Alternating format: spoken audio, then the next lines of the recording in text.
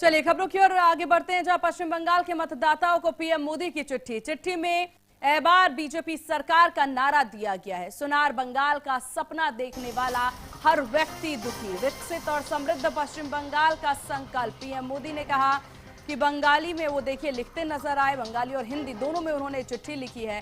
प्रधानमंत्री मोदी ने पश्चिम बंगाल के मतदाताओं को पत्र लिखा, उन्होंने ये पत्र बंगाली और हिंदी में लिखा है। उन्होंने बार बीजेपी सरकार का नारा दिया। उन्होंने लेटर में लिखा, सुनार बंगाल का सपना देखने वाला हर व्यक्ति दुखी है। आगे कहा कि मैंने बंगाल को विकसित और समृद्ध बनाने का संकल्प लिया।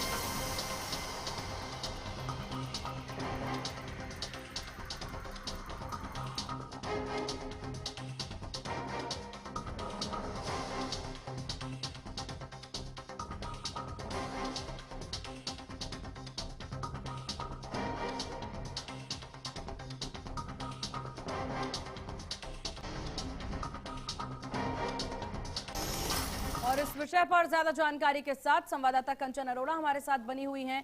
कंचन, क्या कुछ जानकारी मिल रही है, जहां प्रधानमंत्री के द्वारा बिगुल जो है फूंक दिया गया है और कह दिया गया है कि इस बार पश्चिम बंगाल की जनता ने जो सपना देखा है काफी लंबे वक्त से, वो इस बार पूरा होने वाला है।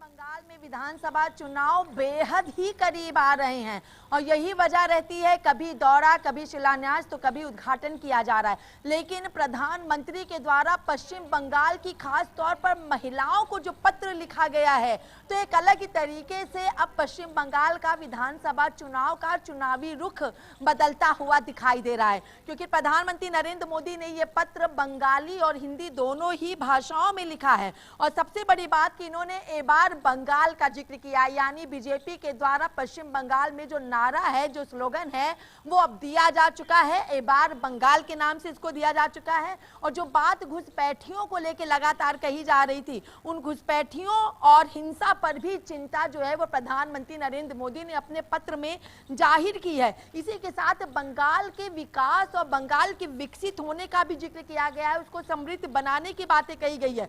पीएम मोदी ने अपने पत्र में यह भी लिखा है कि 11 वर्षों में देशवासियों के आशीर्वाद को ताकत बनाकर मेरी सरकार ने जन कल्याण और समग्र विकास को सर्वोच्च प्राथमिकता दी है। किसानों के कल्याण से लेकर युवाओं के सपनों को साकार करने तक और मातृशक्ति के सशक्तिकरण से लेकर के समाज के हर वर्ग तक हमारी नीतियों के परिणाम जो हैं वो सकारात्मक दिखाई दिए हैं। तो कहीं ना कहीं अगर बात कर ली जाए तो अब सरकार सीधे तौर पर आ चुकी है पश्चिम बंगाल के चुनाव में अपने आप को बिल्कुल सामने रखते हुए।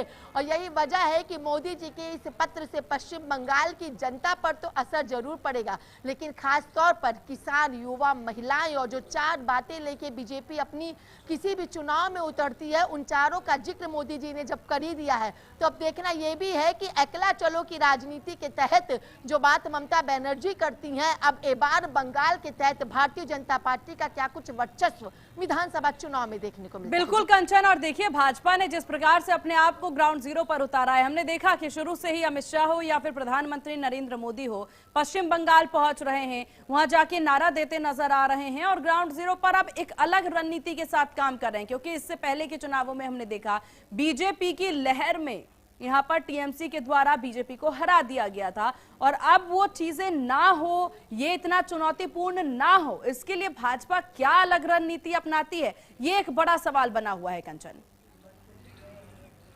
जी बिल्कुल, देखिए भाजपा की तो अपनी चुनावी रणनीति की शुरुआत उसी वक्त हो चुकी थी जब 2022 का पश्चिम बंगाल का विधानसभा चुनाव भाजपा हारी थी। जिस दिन वो हारी थी उसी दिन से अपने 5 साल बाद की जीतने की जो राजनीति है और जो धरातल की पृष्ठभूमि उसको तलाशने की कोशिश और काम भी भाजपा की तरफ से शुरू कर दिया था। और शायद इसीलिए वंदे भारत स्लीपर ट्रेन को हरी झंडी भी आसाम और पश्चिम बंगाल के को लेकर के दिखलाई गई। पश्चिम बंगाल में कई बार प्रधानमंत्री ने अपना दौरा किया, चाहे वहां पर जाकर के कलकत्ता में ट्रेनों को लेकर के किया हो, वंदे भारत स्लीपर ट्रेनों को लेकर के किया हो, या फिर कई परियोजनाओं या फ्लाईओवर का शिलान्यास या उद्घाटन करने के साथ किया हो। अमित शाह खुद कई बार वहां पे दौरे पर पहुंचे, लेकिन उससे भी बड़ी बात कि भारतीय जनता पार्टी अपने वहां के लोकल कार्यकर्ताओं को उन्होंने जिस तरीके से कमान सौंपी, और इसीलिए कंचन भाजपा जो है आगे बढ़ती नजर आती है, क्योंकि भाजपा कहती है कि हम कार्यकर्ताओं की पार्टी है और इसलिए हम आगे बढ़ते नजर आ रहे हैं। आपका बहुत शुक्रिया कंचन तमाम जानकारी साझा करने के लिए।